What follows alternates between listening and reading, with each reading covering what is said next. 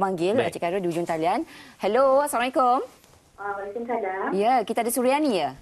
Ya, ya. Okey, Suryani, silakan bertanya dengan Cik Khairul. Hello. Ya. Hello, Assalamualaikum, Cik. Waalaikumsalam warahmatullahi. Saya ni nak bertanya bagi pihak kakak ipar saya, ya. Okey. Kes kakak ipar saya ni, kes gantung yang tak bertali macam ni lah, ya. Ya. Tapi kes ni dah dirujuk di mahkamah di Kuala Lumpur baru. Okey. Tapi dah mencecah pada usia sampai 4 tahun, ya. Masih tak selesai. Masih tak selesai 4 tahun. Sebab suami dia memang tak hadir. Aha. Dan dalam tempoh 4 tahun tanpa sebarang nafkah. Dan kakak saya hanya perlu pergi ulang-ulang saja ke mahkamah. Kenapa makan jangka masa yang sangat panjang sampai macam tu? Baik. Okey, itu saja ya?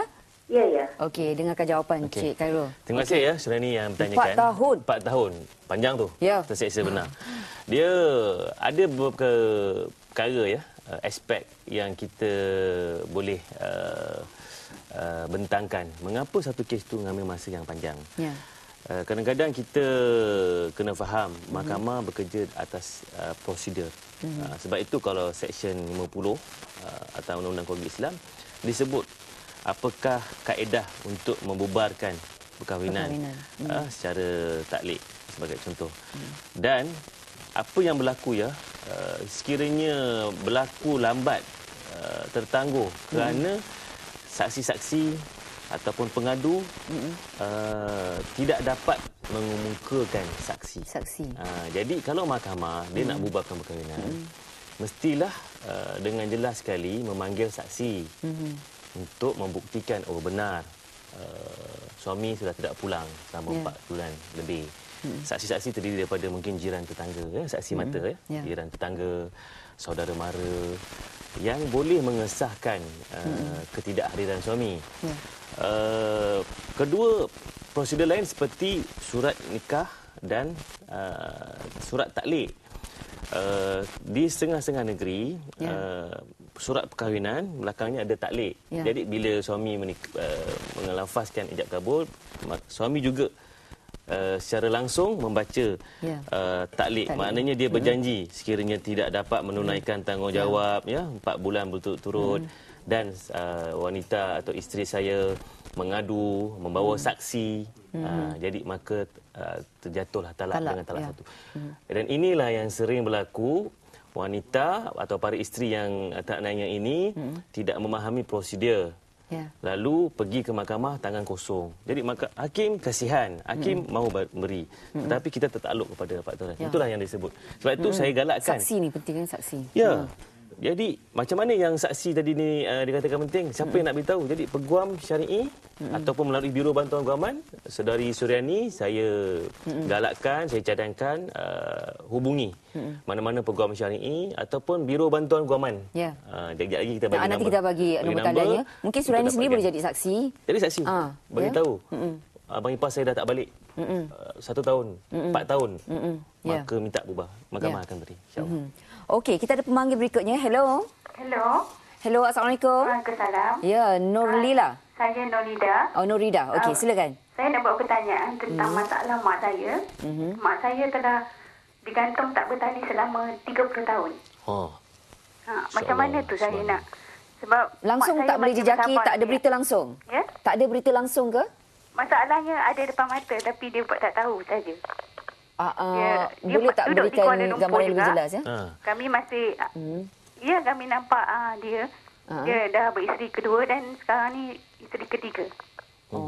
Maknanya mak minta lepaskan ke macam mana? Sekarang ni mak saya dah makin tua dan dia beritahu saya dia tak sanggup dah hidup macam ni kan. Kami pun simpati dengan dia.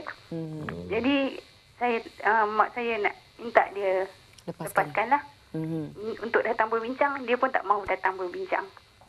Berbagai alasan yang dia bagi. Macam tu, macam mana tu saya nak buat untuk mak saya. Baik. Terima kasih ya, Nurida. Nurida.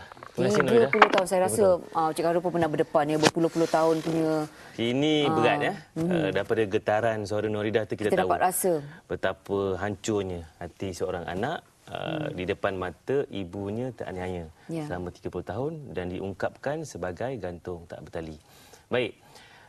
Ada 2-3 aspek yang perlu kita kaji. Ya. 30 tahun, satu angka. Mungkin ada yang sepanjang usia perkahwinan pun digantung 40 tahun, 50 tahun. Namun demikian, seorang isteri mesti come forward. Mesti ke hadapan. Tak boleh rasa malu, tak boleh rasa janggal, tak boleh rasa Jangan fikir pasal stigma, orang kata, tengok masyarakat sebagainya, untuk menyuarakan hak. Kerana menyatakan hak itu adalah sesuatu yang wajib. Apatah lagi sekiranya dia menanggung dosa, tidak dapat melaksanakan tugas sebagai isteri. Namun demikian, ya Abi, mungkin ada setengah wanita hatinya mulia. Mungkin telah ditakdirkan tidak mahu bercerai. Kerana mungkin pernah terbaca, pernah ustaz beritahu, ada perkara yang halal, tapi banyak-banyak perkara halal yang sangat dibenci Allah ialah perceraian. Mungkin Ibu Nolida tadi tidak mahu bercerai dengan suaminya itu. Tetapi sekiranya ada keinginan ataupun mahu membebaskan diri, berbalik kepada dua aspek tadi. Sama ada berlaku melaporkan taklid ataupun fasah.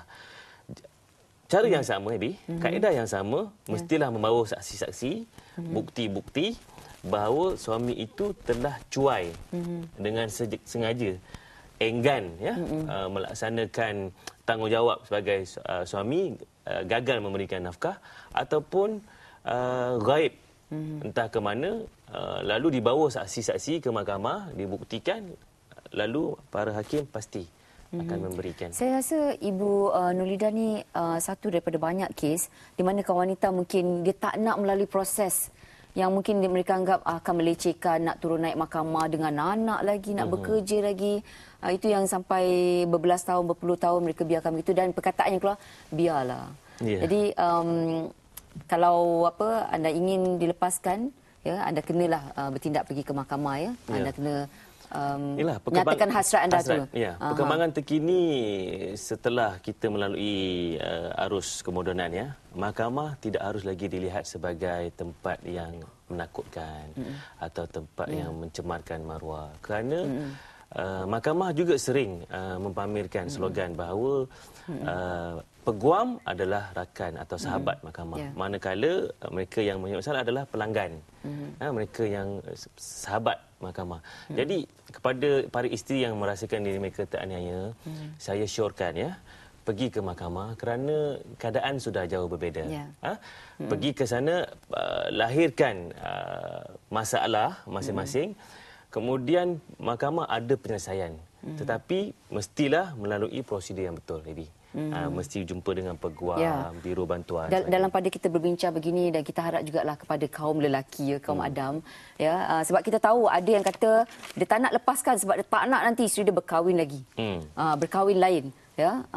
Ada yang begitu, dan juga ada situasi dah bertahun-tahun dan kemudian bertemu jodoh, tapi bila selagi anda gantung tak betul, anda tak boleh berkahwin lain. Jadi itu banyaklah implikasinya kepada diri sendiri, kepada keluarga, kan. Itulah akibatnya jika perkahwinan itu tidak bersandarkan kepada keimanan ataupun ketauhidan. Memang kadang-kadang, Abi, kita bukan nak kata orang yang bercerai itu semua tak baik. Kadang-kadang itu sudah ditakdirkan. Mereka itu bercerai, hidup sebagai ibu tunggal ataupun bapa tinggal. Memang kadang-kadang itu ditakdirkan. Tetapi kita mesti berusaha. Berusaha supaya mempertahankan perkahwinan.